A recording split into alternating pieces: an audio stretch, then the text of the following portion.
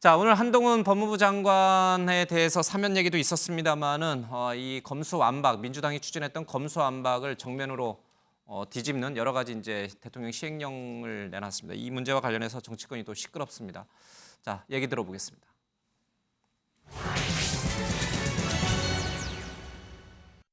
국민 생활의 안전을 위협하고 서민의 민생을 심각하게 침해하는 각 조폭 등 깡패 말하는 겁니다.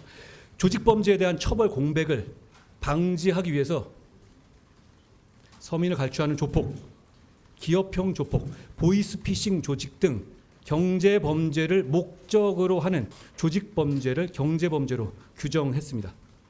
마약 밀매와 조폭을 검찰이 열심히 수사하면 안 될 공익이 있는지 한번 생각나시는 게 있는지 한번 생각해 봐 주십시오. 저는 없다고 생각합니다. 상식 있는 국민들께서도 없다고 생각하실 거라고 저는 확신합니다.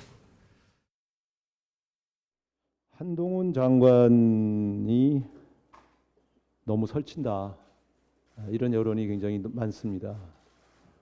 급기야 본인이 직접 기존의 법을 넘어선 시행령으로 무소불위의 권력을 행사하려고 하는 모습을 보였습니다.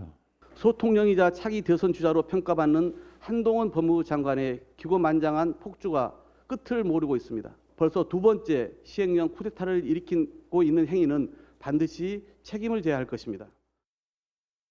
이 문제는 현 변호사가 하실 말씀이 많을 것 같은데 민주당 내에서만 한동훈 장관이 설친다는 여론이 많은 거예요? 아니면 국민 전반에 비민주당까지도 해서도 많은 거예요? 글쎄요, 제가 민주당에 속해 있다 보니까 어떻게 보는지 모르겠습니다만 예. 꼼수 쓰는 거죠. 지금 지난번에 이제 법무부의 인사검증단 만들 때도 시행령을 만든 거거든요. 마찬가지 이제 똑같은 얘기입니다. 지금 어찌 보면 이제 지난번에 이제 6대 범죄로 돼 있지 않았습니까? 6대 범죄를 네 개를 줄이고 2개만 줄였는데 당시에 이제 부패, 경제, 공직자, 선거 이렇게 6가지 있었는데 밑에 4개는 줄였거든요. 공직자랑 선거, 방위산업, 그다음에 대형 참사를 줄였는데 그러다 보니까 이제 부패 경제만 하게 돼 있다 보니까 등이라는 이 용어 하나를 가지고 부패 경제 등. 예. 그렇죠. 저 등에 이제 뭘 넣냐면 원래 공직자 직권남용이라든지 허위 공문서 작성 같은 게 공직자 범죄거든요. 거기 들어 있는 건데 그 등에 포함된다. 그리고 지금 예를 들어서 그 기부행위라든지 이것도 어찌 보면 경제다. 원래 선거 범죄거든요. 누가 봐도 이제 명백한 건데 이 등 하나로 이제 빠져나가려는 것이고 그것만이면 좋은데 지금 예를 들어 무고라든지 위종이라든지 그건 이제 원래 처음부터 없던 거거든요. 이런 것까지 이제 다 넣으려고 하고 있어서 결국은 한마디로 얘기하면 제가 보기엔 그렇습니다. 이제 민정수석 그다음에 검찰총장 역할까지 하는데 이제 국회의원까지 역할을 하겠다라고 나온 거예요. 한마디로. 예. 법을 만들겠다는 겁니다. 기본적으로 왜냐하면 입법 취지가 있는 거예요. 6대 범죄에서 2대 범죄를 줄이고 등이란 넣었는데 그 등에 넣은 거라는 얘기는 앞에 거에 준하는 성격이라 해야 되는데 사실은 지금 어찌 보면 공직자 범죄, 선거 범죄 제외된 것까지 다 넣고 있는 거라서 제가 보기에는 이렇게 간다 그러면 사실상 이제 국회 역할이 없다. 왜냐하면 입법 취지 완전히 반대하는 거거든요. 근데 이거를 가지고 또 수사하지 말라는 거냐? 수사하지 말라는 게 아니거든요. 나머지는 경찰이 수사하고 있는 겁니다. 이미 지금도 하고 있고 예전에도 하고 있었고 그걸 이제 검사가 하겠다라는 거예요. 검사가 아니면 수사를 못 한다. 그러니까 쉽게 얘기하면 이제 검사가 최고 엘리트다. 경찰은 수사 능력이 떨어진다. 이거를 기본적으로 전제하는 거라서 제가 보기에 이런 식의 꼼수는 이제 앞으로도 계속될 걸 보는데 아마 제가 보기엔 이런 방식은 아마 권한적인 심판이라든지 이거에도 계속적으로 아마 불리하게 작용 가능성이 높다라고 보고 있습니다. 이제 그래서 검수를 완벽히 복원했다. 이제 그래서 검수 원복 시행령이다 이런 얘기도 나오는데 일단 시행령은 국회 동의나 이런 걸 받을 필요가 없으니까 그냥 한 장관이 그냥 시행하면 되는 거잖아요. 그렇죠? 민주당에서 다시 법을 개정할지 모르겠습니다만 국민의힘 내부에서는 이게 도대체 뭐가 문제냐라는 논평도 나오던데요. 이 문제 없다고 보시는 거죠? 일단 그 6대 범죄에서 2대 범죄로 이제 축소했던 그 취지에 맞는 거죠. 6대 범죄보다 더 늘어난 건 아니에요. 근데 이 등이라는 단어가 들어감으로써 경제 또는 부패 범죄로 인식할 수 있는 혐의에 대해서 수사를 하겠다는 거지. 예를 들어 공직자 범죄 같은 경우에도 그거 해당이 없는 건 안 한다는 얘기입니다. 따라서 그 해석상의 문제 그리고 합의 안에 통과된 법률안을 보면 물리적으로 글자 그대로 해석을 하면 틀린 게 없어요. 부패, 경제 범죄 등 대통령령으로 정하는 중요 범죄라고 돼 있어서 지금 그걸 중요 범죄로 정한 겁니다. 예. 그렇게 했기 때문에 이 부분에 대해서 뭐 시행령 쿠데타라든지 이렇게 과한 단어로 말씀하신 게 좀 그렇고, 더 추가적으로 말씀드릴 것은 이 합의안에 의한 통과된 이 등자 들어가는 이 조항은요, 민주당에서 결국은 합의해서 국회에서 통과시킨 거예요. 그리고 이 지점, 요럴 수 있다는, 문제 삼을 수 있다는 부분에 대해서 이미 이수진 의원 등 민주당 내에서도 의견을 냈었습니다. 그런데도 민주당 지도부에서 이렇게 간 거예요. 그리고 마음대로 통과시킨 거 아닙니까? 취임 며칠 전에. 그렇기 때문에 이 부분에 대해서 이렇게까지 얘기할 상황인가? 뒤늦게 저는 좀 합의해 죽은 뒤늦게. 합의해 준 게 아니라 그렇게 통과시켰잖아요. 민주당 예. 주도로. 그래놓고 이제 와서 그 조항에 의해서 시행령을 만들었는데, 여기에 대해서 뭐 쿠데타니 뭐니 하는 것은 글쎄요. 법안을 그렇게 졸속으로 통과를 시키니까 이런 일 있는 거 아니냐라는 비판도 받을 수 있는 것이고, 알았으면서 이제 와서 왜 이렇게 하냐, 결국 한동훈 장관 띄워주기밖에 안 되는 거 아니냐, 이런 지적도 있다는 것을 말씀드립니다. 한동훈 장관이 민주당 지도보다 조금 더 머리가 똑똑했네요. 예, 예. 그건 아니고요. 이거는 당시에 논란이 됐었습니다. 원래는 중이 나왔죠. 경제범죄 중 이제 대통령으로 정하는 거였는데, 아마 이제 박병석 국회의장이 이제 좀 타협책을 낸 거죠. 등으로 넣은 건데, 사실은 저는 중으로 했어도 충분히 했을 거예요. 왜냐하면 지금 예를 들어서 이런 거죠. 그러니까 뭐 직권남용 이것도 이제 부패병자나 경제범죄 들어간다라고 우기면 되는 거거든요. 그래서 등이냐 중이냐 핵심적인 건 아니에요. 물론 이제 등이라 넣었으니까 빠져나올 팀이 조금 있는 건 맞는데, 예. 사실은 그렇게 중으로 했어도 충분히 제가 보기에 시행령 만들고 우기겠죠. 이것도 부패범죄다, 아니면은 뭐 경제범죄다, 이렇게 나왔을 것 같습니다. 지금 앞서 사면 얘기 잠깐 했습니다마는 지금 정치인 사면이 제외된 것이 한동훈 장관이 완강하게 반대 입장을 강력하게 펼쳤기 때문에 그런 것이다라는 이제 일부 언론 보도도 있더라고요. 대통령이 그래서 뜻을 접은 거라고. 그리고 지금 뭐 각종 여론조사에서 여전히 이제 차기 유력한 지도자로 자꾸 한동훈 장관 꼽히고 있고, 또 이런 법안 같은 거 내는 걸 보면 점점 이렇게 거물급으로 자꾸 성장해 가는 것처럼 보여요. 지금 위상도 그래지는 것 같고. 근데 저는 이 정도면 한동훈 장관은 법무부 장관 그만하시고 정치하셔야 된다고 생각합니다.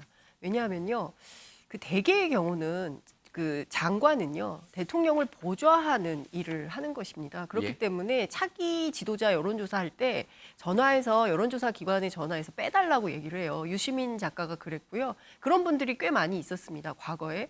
근데 저분 그랬다는 소식을 과문한 탓인지 저는 아직 듣지 못했습니다. 그리고 두 번째, 사실상의 아니라고 주장을 하지만 입법권을 허무는 시행령 정치를 하고 있는 거예요. 아니라고는 하지만. 특히 다른 거 다 떠나서 공직자 범죄, 선거 범죄 등과 관련해서 검찰이 하겠다는 거거든요. 그런데 시계를 거꾸로 돌려서 잘 생각을 해보면요, 우리가 검경 수사권 조정에 합의를 하고, 그리고 그동안 검찰이 기소와 수사를 독점했던 것에서 분리해서 권한을 예. 좀 분리해서 나누자. 그리고 고위공직자 비리수사처를 만들고 경찰 그리고 중수청을 만들어서 수사 역량을 강화하자. 그리고 기소는 기소대로, 기소청, 수사청을 분리하자. 그래서 형사사법 체계를 새롭게 만들자라고 예. 이미 오래전부터 얘기를 하고 지금까지 진도를 뺀 건데요. 근데 이 상황에서 사실 한동훈 장관이 역행하고 있으면서, 자, 문제 생기는 거 지금 하나하나 다 국회로 불러주세요. 거기서 제가 다 설명하겠습니다. 자꾸 정치적으로 언어로 얘기하지 말고 본인하고 얘기하자고 말을 하고 있는 거거든요. 근데 저는 이게 장관의 태도인지 아니면 정치인의 태도인지 이게 조금 헷갈리는 측면이 있습니다. 그래서 저는 지금 어쨌든 전반적으로 보면 사실상 과거로 다시 돌아가서 검사 예. 제일주의, 물론 뭐 한동훈 장관이 그 조선 제일검으로 평가받는 뭐 그런 분이라고 하긴 합니다만, 이런 방식이면 사실 우리가 다시 원점에서 다시 재논의를 해야 되는 이런 상황이기 때문에 이건 좀 과한 거 아닌가라는 비판도 가능할 것 같습니다. 그 부분은 제가 좀 말씀을 드릴 게, 윤석열 대통령 취임 직전에 검수완박 법안을 무리하게 통과시키지 않았다면 한동훈 장관이 이렇게 할 일이 없었겠죠. 그렇게 했기 때문에 법무부 장관 입장에서는 법무부가 정식으로 헌재 권한쟁의를 신청했지 않습니까? 권한쟁의 심판을 청구했기 때문에 공식적으로 국회 결정에 대해서 이의를 제기한 거예요. 그러면 거기에 따라서 일을 하는 겁니다. 그건 당연한 거고, 그런 상황에서 뭐 경찰국 설치도 마찬가지입니다. 그래서 원인을 무리하게 검수완박 법안을 통과시킨 민주당의 국회 운영에서 찾아야지, 한동훈 장관이 먼저 뭔가를 시도한 건 아니라고 봅니다. 법무부가 뭘 먼저 하는 부서는 아니잖아요. 한마디 하면요. 그러니까 행정부라는 건 법을 집행하는 기관입니다. 그리고 국회는 법을 만드는 기관이죠. 어쨌든 이게 사법부라는 건 법을 판단하는 기관이고 분리되어 있는 겁니다. 근데 사실은 절차적인 문제가 있기 때문에 권한쟁의 심판을 했다. 근데 결정 나오기 전에 나는 그 법을 못 지키겠다, 준수 못 하겠다 이렇게 나오는 거거든요. 그거 자체가 기본적으로 상권분립에 반하는 겁니다.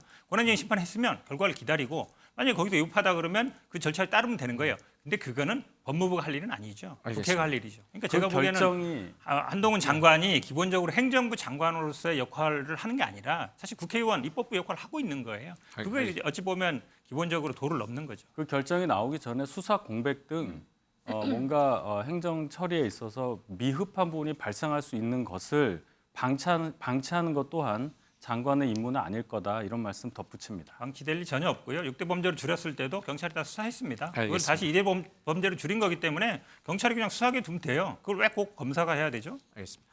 민주당 얘기로 건너가야 되는데 지금 시간이 좀 애매합니다. 장 기자님이 아까 이 정도 되면은 이제 한동훈 장관이 차라리 정치를 해라 이런 네. 얘기를 하는데 나오시지 않을까요? 내후년 총선에?